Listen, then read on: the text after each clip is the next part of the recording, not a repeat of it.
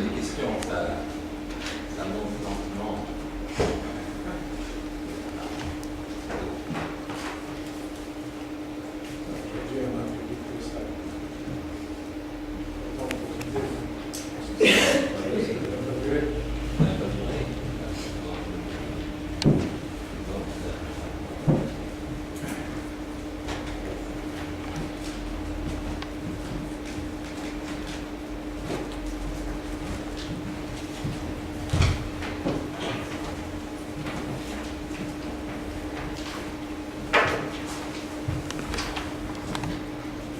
Je voudrais, avant de tenter une synthèse, évidemment renouveler les remerciements à ceux qui ont pris une part essentielle à l'organisation matérielle et scientifique de cette journée, à Salamecherie, à Inespa, et également remercier tous les intervenants et tous les auditeurs de ces interventions.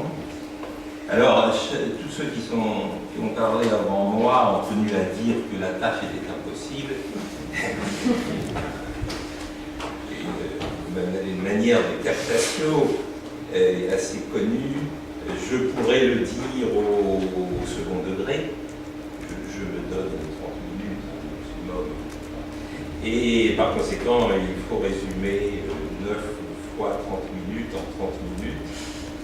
Et puis, vous savez qu'il y a toujours, en tout cas, cette phrase qui est inusable pour les responsables de l'intervention de clôture, c'est la citation bien célèbre de Flaubert,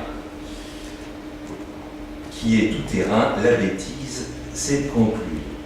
Alors, je ferai quand même cette bêtise et d'abord en observant à titre préliminaire, et c'est aussi une forme de remerciement, que tous ces exposés nous ont permis, me semble-t-il, indépendamment même de la perspective du linguistique, et ils nous ont permis au fond, de recueillir, chaque fois qu'il était traité de questions qui, pour chacun de nous, n'étaient pas au cœur des recherches, nous ont permis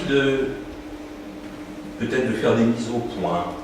Je pense à ce que nous disait Salamecherie de la traductologie, à ce que Philippe Monneret a pu dire des travaux en psychologie cognitive. Ça vaut pour la didactique. Ce n'est pas du tout limitatif et d'emblée que personne ne se sente insulté s'il est moins cité que d'autres. C'est toujours un peu la crainte de celui qui fait la conclusion. Et ça, c'est un premier point qui me paraît très important. Le deuxième point à titre préliminaire, c'est que souvent une perspective historique a été retenu, même si c'est sur une tranche courte. Je songe bien sûr à l'exposé, au premier exposé, celui de Franck Neveu, ou à celui là encore de Philippe Monneret, qui a pris soin de dire ça n'est pas vraiment historique parce que ça vient après Chomsky. Mais enfin, Chomsky, je ne dis pas qu'il appartient déjà totalement à l'histoire, mais ce n'est pas non plus l'actualité de la linguistique de ce premier tiers du XXIe siècle. Nécessité pour beaucoup d'entre vous, la même chose en informatique d'ailleurs, ça a été extrêmement utile de mettre en perspective le domaine confronté à la linguistique. Et alors, j'ai noté aussi, je l'avais moi-même suggéré ce matin, en attirant l'attention, ce qui était bien banal, sur le coordonnant, et beaucoup ont dit à bon droit, mais ce est terriblement polysémique, source d'interprétations multiples. C'est vrai, et au fond c'est ce qui me permettra de construire un peu à grands traits ma synthèse. J'ai noté aussi que le mot linguistique était ambigu.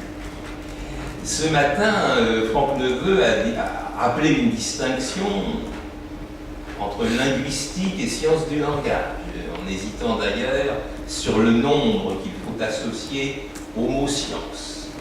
Dans le dernier exposé, en filigrane, nous avions la distinction, pour ne pas dire la lutte, et la France est bien placée pour parler de lutte, entre grammaire et linguistique. Ça, c'est un premier point. Il y a une autre chose qui m'a frappé, c'est qu'il y a pu y avoir des glissements entre linguistique et langue dans un certain nombre d'interventions. Un point sur lequel je ne reviendrai pas et qui concerne un domaine qui m'est familier, c'était l'exposé de Thomas Vergence, linguistique et histoire. Alors, ce serait de manière extrêmement intéressante, il a fait s'articuler les deux mots.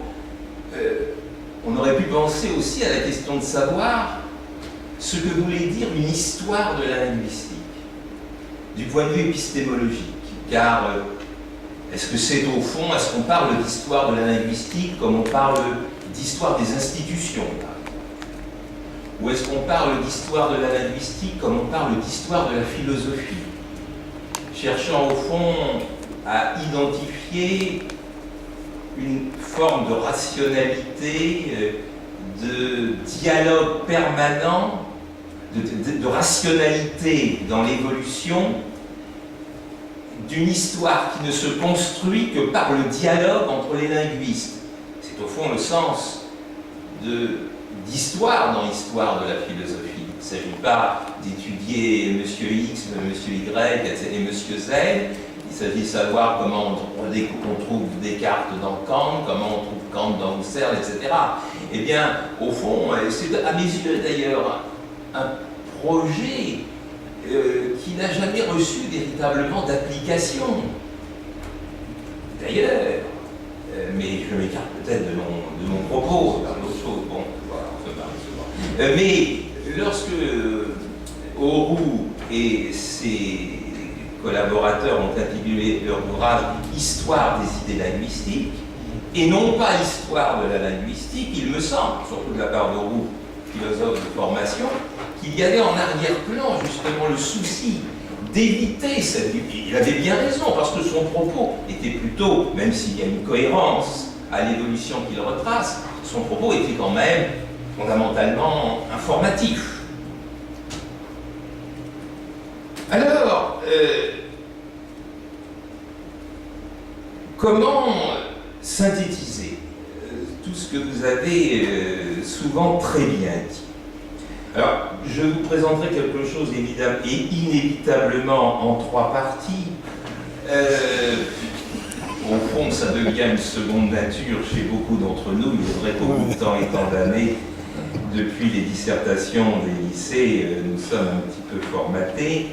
Il me semble, si vous voulez, que dans un premier temps, ce qui apparaît, c'est ce que j'appellerais, au sens de linguistique, et la dimension ancillaire de la linguistique. La linguistique est à un certain nombre de disciplines, ou a été, continue d'être, à un certain nombre de disciplines, au fond, ce que la philosophie, c'est pour ça que je parle d'ancillaire, était à la théologie. Elle est là, elle est en servante d'autre chose. Alors, peut-être à une époque d'ailleurs où le mot n'est pas dominant, où les distinctions que nous ferions aujourd'hui entre linguistique, science du langage et grammaire ont une pertinence relative,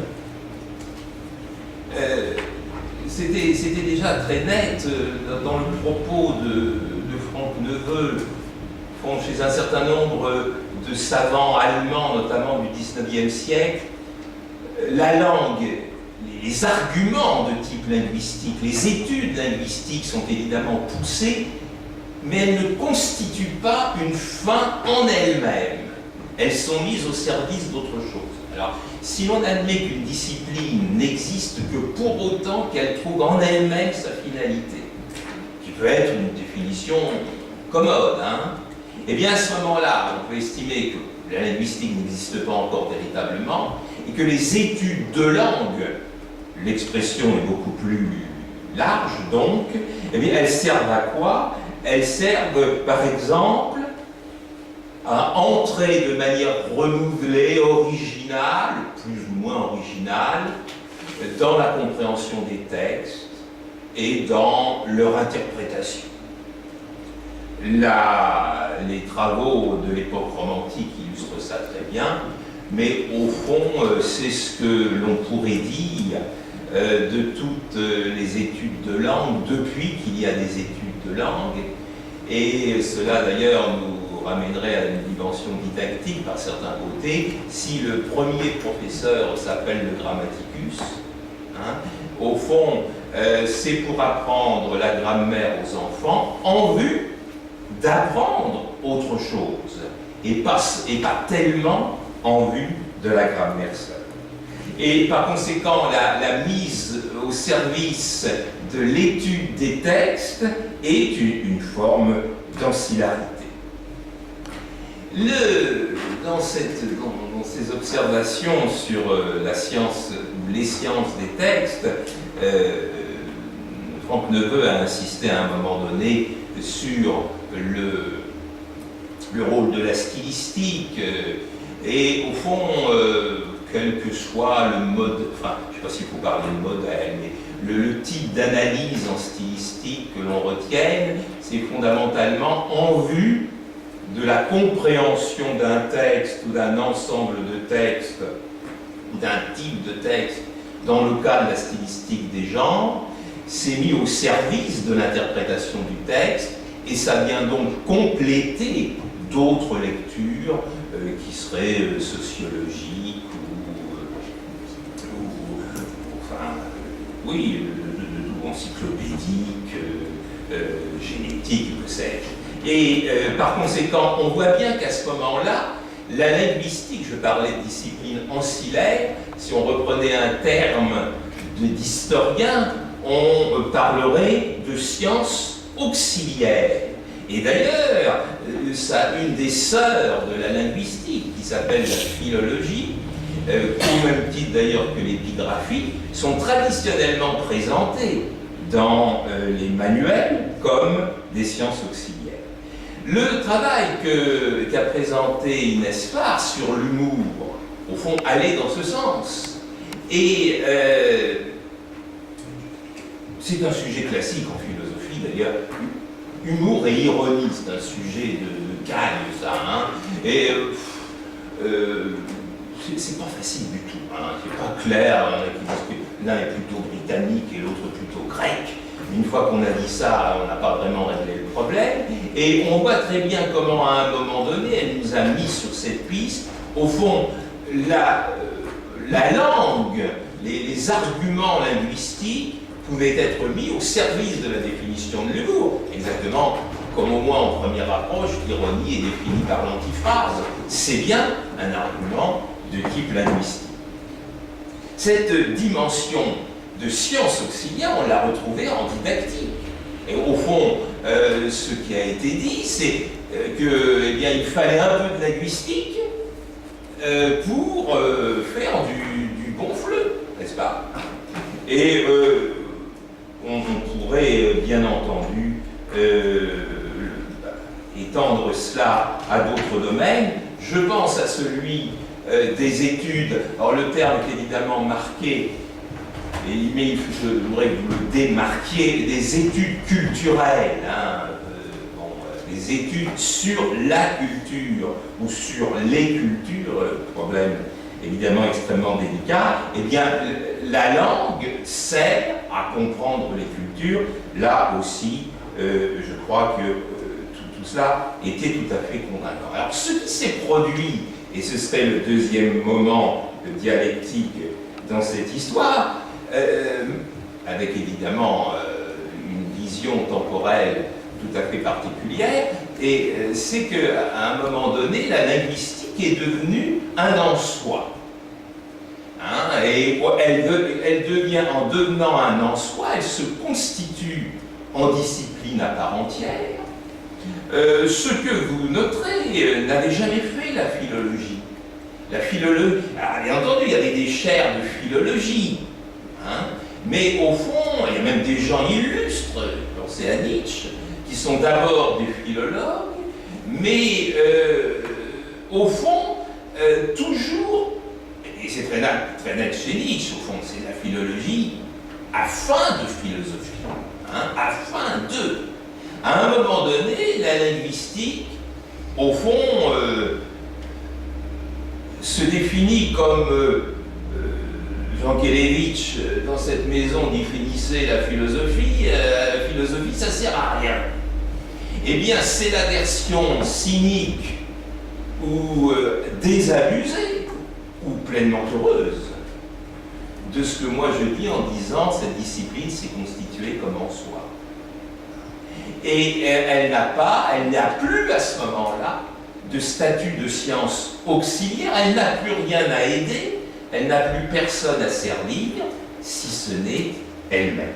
Alors, sous ce rapport, et c'était très très heureusement venu, bien sûr, ce que nous disait Franck Neveu ce matin, au fond, d'une espèce de contresens, enfin, contresens c'est peut-être trop net, mais de lecture restrictive de Saussure est tout à fait révélateur. Alors après, on a corrigé la copie, etc. Mais il ne faudrait pas penser que ce moment restrictif est un moment inutile. Ce moment restrictif, il est absolument nécessaire. Alors, il ne faut pas y voir une forme de providence épistémologique, en tout cas moi je m'en garderais bien, il y a sans doute une part de hasard dans tout ça, mais il fallait que l'on oubliât une partie de Saussure pour que Saussure devienne Saussure. Sinon, hein, on parlerait ici de coupure épistémologique ou de trucs comme ça, bon, ça date un peu, là, ça, bon. Mais ce que je veux dire, c'est qu'il était nécessaire qu'il y eut ce moment d'isolation absolue du linguistique pour que la discipline se constitue véritablement sous cette dénomination, si on veut, de linguistique structurale. Et à ce moment-là, constituée, elle n'est plus en position ancillaire au service d'eux, elle va être en position phagocytante. Et position, enfin le terme n'est pas être très heureux si vous voulez, mais au lieu de se mettre au service d'eux, elle absorbe. Et à ce moment-là, elle va, d'ailleurs en même temps, elle se crée en sociolinguistique, elle se crée, nous rappelait Philippe Monneret, elle se crée aussi en psycholinguistique, hein, les remarques sur le signe réalité psychique, etc. Autrement dit, elle se réduit en même temps qu'elle se potentialise, si vous voulez, même s'il faut du temps par la suite pour développer ces potentialités.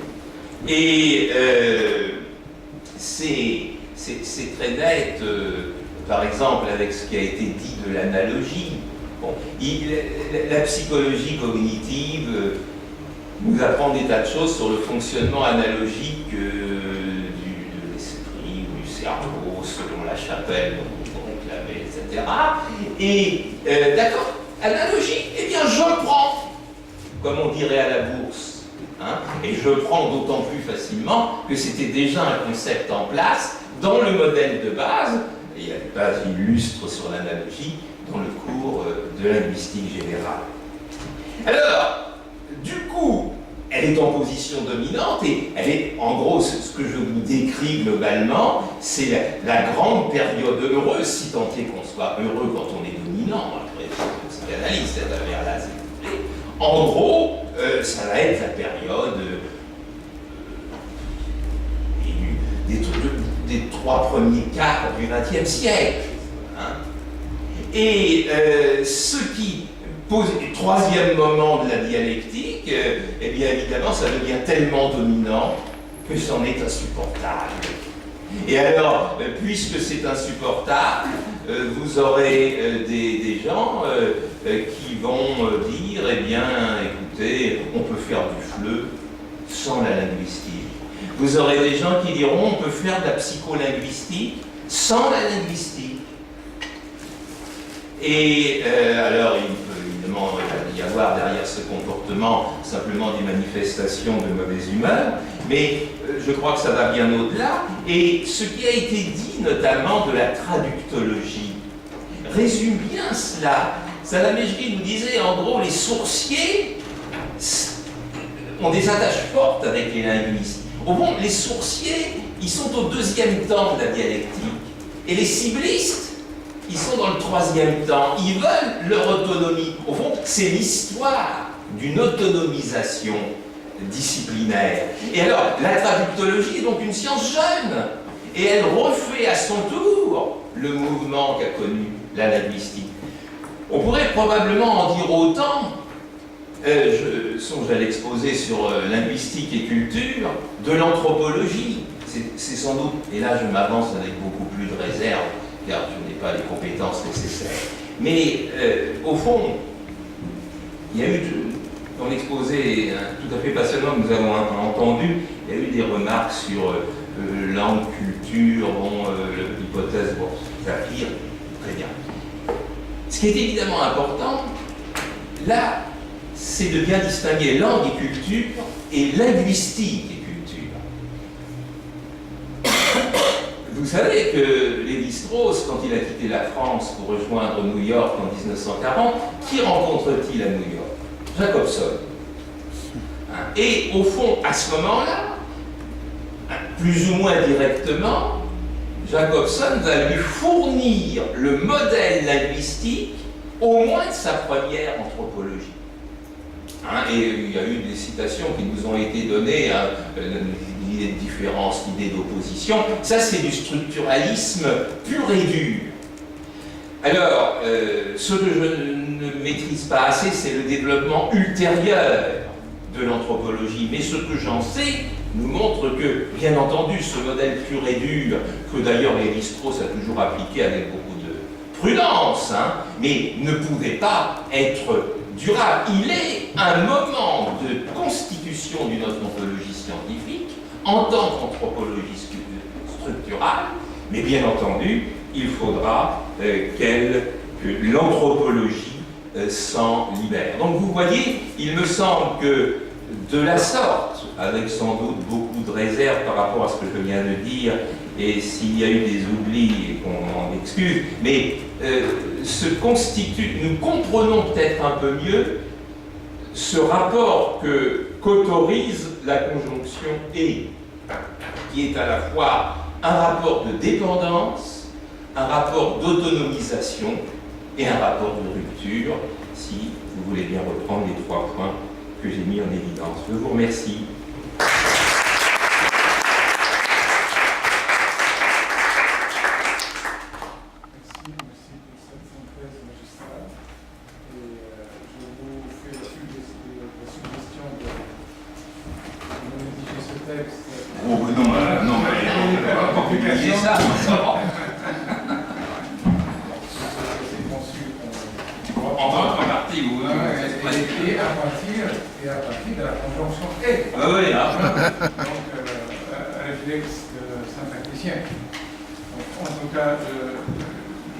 Je vous remercie pour l'accueil, pour la présentation, pour avoir facilité